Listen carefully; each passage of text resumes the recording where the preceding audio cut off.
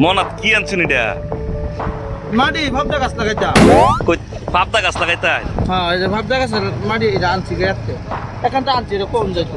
হ্যাঁ না আমরা আরো কয়েকজনে গুড়া নিছি। আপনারা ডিউ লাগায়, আমার ডিউ লাগায়। ভাবদা কার কাছে বেশি হয় এটা দেখবার লাগে মাটি বেলেগ কাছে আনছি।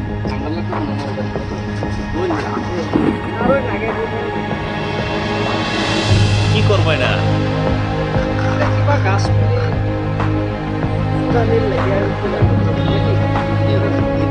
ওহন ওহন কি ফুলি লাগাইবে কি মানে করবা?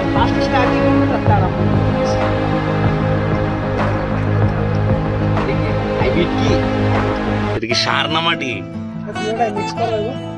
আদা মাটি আদা গোবর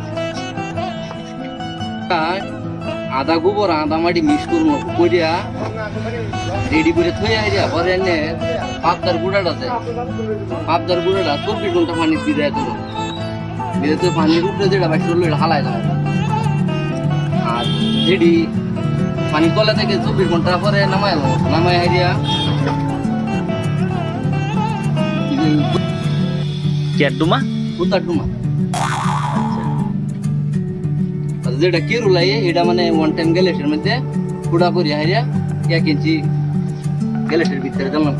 কোনটা এই যে এরম নাকি এরম থেকে এরম দিলে বালা বেশি এরম এটা দিলে বিরাট বালা বেশি এটা মানে কানা কানা করা আছে। এরম কানা কানা তাই না? হ্যাঁ। আচ্ছা আচ্ছা এটার মধ্যে আদা গোবর আদা মাটি মিক্স করিয়া তাহলে এটার মধ্যে 1 ইঞ্চিটা বাই দিলে ও এটা এর লেগে বর্তা শুনি এটা। এটা লে বড় হইতেছে। আচ্ছা আচ্ছা এটা মানে ফুলদান লাগতো না অল্প খালি রং 1 ইঞ্চি পরিমাণ মানে গুঁড়াটা এটার ভিতরে দাম